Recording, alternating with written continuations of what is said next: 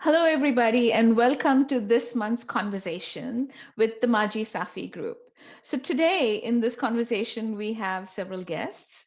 First, we have Dorothy Ochieng, who is the Director of Operations, and she is joining us from Shirati, Tanzania. Hi, Dorothy. Hello, everyone. And then I have Amy, who is our technical support, who is going to make sure that we stay on time. So, Dorothy, you have a presentation that you would like to share with us. Can we hear I about the project? Yeah, go ahead. so yes, thank you, Dining for Women, for funding our program. I'm going to speak a little bit about that. Maji Safi Group is an NGO located in East Africa, in Tanzania, close to the border with Kenya. We are located on the shores of Lake Victoria, and most people here survive on subsistence farming and fishing. About 50% of the population is under 17 years of age, and that is a quickly booming population. Shirati, for the most part, is deeply impoverished. Maji Safi Group's mission is to promote health and disease prevention in underserved and impoverished rural areas through holistic community empowerment and by working predominantly with women and youth. We do this by employing community health educators. 80% of them are women, and we use them to educate the community on WASH issues, and WASH stands for water, sanitation, and hygiene. They educate the community through a variety of events, and we have currently 14 different programs. I will talk about the female hygiene program because it is the one that Dining for Women will be funding for the next 2 years.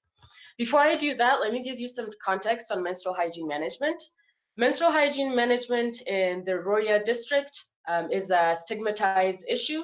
It is not talked about. Mothers do not talk to their daughters for the most part about what menstruation is, what they should do, why it's happening, and it's not widely taught in schools. There's also a lack of access to proper menstrual products, and this is mostly because we're located in a remote area. There's also a lack of proper facilities. So schools don't have toilets with doors that are friendly to be used. There's no water, there's no soap to be used at the toilets. There's also a absentee rate from school related to menstruation. This is because girls feel that they're not comfortable dealing with menstruation at school, therefore they might as well just stay home. Our female hygiene program began in July 2013 with several objectives, one being to reduce school absences related to menstruation, to increase self-confidence in girls while menstruating, to spread awareness about menstrual hygiene management in the Rorya district, and also to increase access to menstrual hygiene products. The effects that the Dining for Women funding will have on Maji Safi Group are huge. The main one, it'll impact the education trajectory of young women by, one, encouraging female leadership, by increasing self-esteem and confidence, by reducing school absences related to menstruation, and by providing access to menstrual hygiene products. The way we'll be able to accomplish all of these effects will be through different methods. For one, we teach primary and secondary school students through health clubs about what puberty is, why it's happening, what menstruation is, and then the club can go on and teach the entire school. So with the funding from Dining for Women, we'll be able to expand our health clubs in the program to more wards, more schools, and ultimately 1,500 new participants. With the funding from Dining for Women, we'll also be able to continue providing menstrual hygiene products. We'll be able to continue providing AfriPads, which is a reusable menstrual pad. We'll also be able to, for the first time, be able to provide menstrual cups to our participants. Menstrual cups are flexible, they're made of silicone, and they're comfortable. They work differently than pads and tampons in that instead of absorbing blood, you put the cup in your vagina and then it collects blood. Once it is full or once every 12 hours, you take out the cup, you empty the blood, you clean the cup with water or cloth, and then you put it back in your vagina. So these are very sustainable. They're very environmentally friendly because one cup can last up to 10 years. We'll also be able to screen our participants for common water-related illnesses. We'll also be able to screen their families and provide them medication as prescribed by doctors. Additionally, we'll be able to continue raising awareness about what menstruation is and puberty. tackle this cultural stigma that is heavy in our community. We'll be able to do that through radio shows in which we provide our lessons to a radio show, and we're able to reach a large amount of people in various communities. We'll also be able to continue raising awareness by creating health murals. This is an example of a mural that was created by our staff teaching about malaria transmission. But more specifically, we'll be able to create murals that tackle menstrual hygiene management or tackle puberty. This is an example of one we have done before, teaching about various menstrual products that are available to be used, how to clean them, how to dispose of them. But then it also shows the trajectory of a girl, how it can change if she has the proper products by being able to interact with others, continuing to go to school, and so forth. Another way we will continue raising awareness is through community events. So these community events have a heavy emphasis on creating confidence in the girls. So the girls are able to show the confidence they have learned in our program, that they're comfortable in their body. They're able to teach their peers and community members about menstruation and puberty. And these events are very popular in our community. And again, all of these activities I mentioned will have a large impact. They'll be able to encourage female leadership by increasing our participants, young girls and women's self-esteem and confidence. We'll be able to reduce school absences related to menstruation because girls will have that confidence, and they will also have access to menstrual products that are sustainable. And ultimately, being able to provide this menstrual cup is a very large positive move that we'll be able to make with funding from Dining for Women. So now I open it up for questions, and I'm more than happy to answer anything you have. Dorothy, thank you so much for that wonderful presentation. Those murals seem absolutely captivating. I can't imagine too many US communities being able to get away with those murals, which are fairly detailed. So let's start with this. Why did your organization select WASH? If you could explain to all of us. So, yes, so WASH stands for Water, Sanitation, and Hygiene. It was chosen, a large part is because we're located by Lake Victoria, and we have access to water, but the water is not clean. It is highly infested with bacteria, viruses, and so forth. And most of the community uses this water. So we're able to educate our community on ways to treat the water, use the water you have by treating it with, by boiling, by filtering, by using different methods of treatment. Mm-hmm. Okay, so you have a basic theme about wash and sanitation and health. Some of the issues that you are tackling kind of touch on cultural taboos. So how did you get there? So yes, we've been able to have a large impact with our female hygiene program in the 5 years because, well, for one, we did a needs assessment, and that showed us that we need to be culturally aware of what's appropriate to talk about and how it's appropriate to talk about. So it wasn't easy in the beginning, there was pushback, but after listening to the community, starting in smaller groups, getting the community members comfortable within themselves, then they were able to be open, to be publicly available. For instance, be able to create the murals and be able to talk about it in a public way. Absolutely. When you and I were talking earlier, you mentioned about boys and men and how you have brought them along. Can you expand a little bit more on that? Yes, so the female hygiene is only one of 14 of our programs. We have also another program called the male hygiene program.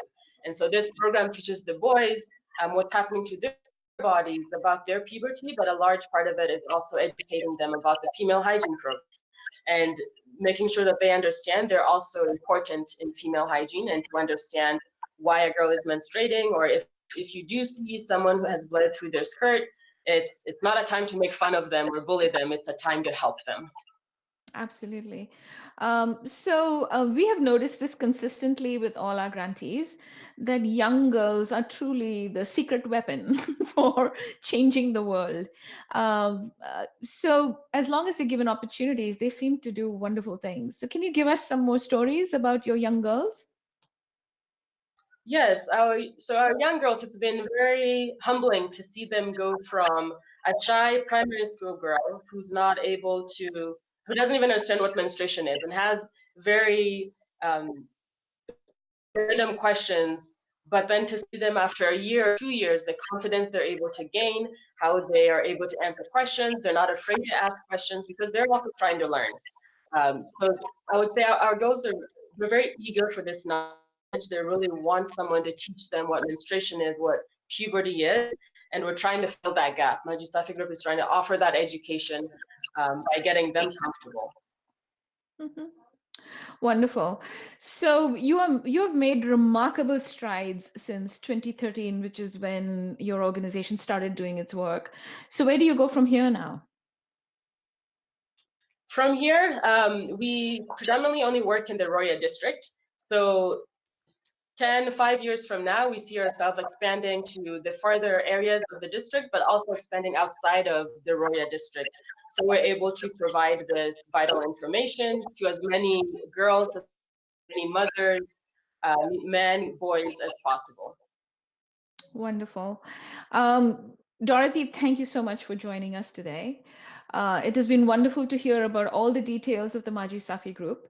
We at Dining for Women want to wish you the absolutely very best on this project. I think it is absolutely unique that you are starting this whole project with menstrual cups. You have been successful in your pilot, correct? You've already tried this project out, right? The menstrual Yes, cup? yes, we had a pilot where Absolutely. we looked at 28 girls using the cup, and it was all positive, and their confidence was a big boost. Absolutely. So, this is a wonderful movement that you have started in your community. We wish you the very, very best and success. Thank you so much. Thank you all, Dining for Women. I just wanted to address our members. I wanted to remind all of you that the conversations that we tape, typically we tape it a few weeks before the grantee will be featured on our website. We do this with free software that is available through Google, but we also do depend on the internet on both ends. So Dorothy was joining us from Tanzania, and we over here, and sometimes the internet fluctuates. So we apologize for any problems in hearing us or in some disconnect in the taping. But we do try our very, very best. On another note, I would like to remind all our members, since most of you are watching this recording in the month of February, there are two exciting events coming up for Dining for Women in the month of March.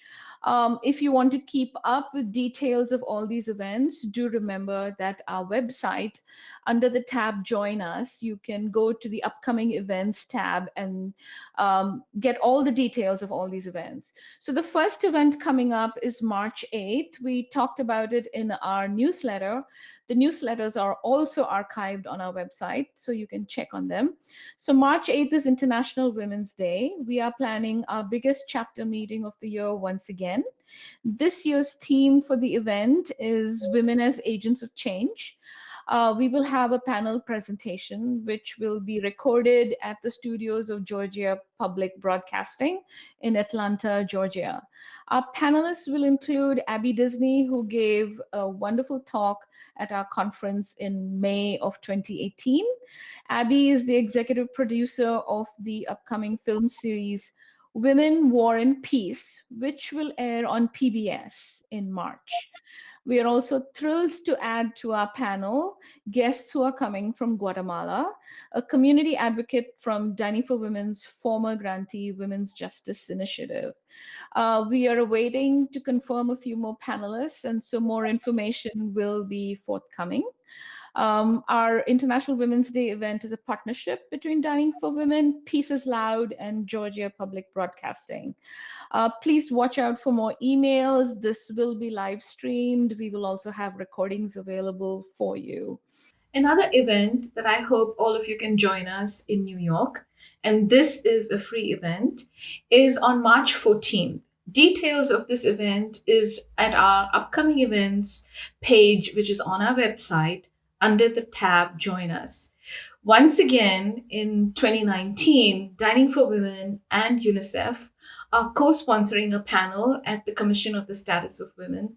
So do join us, check out our details on our website, and we hope to see you there.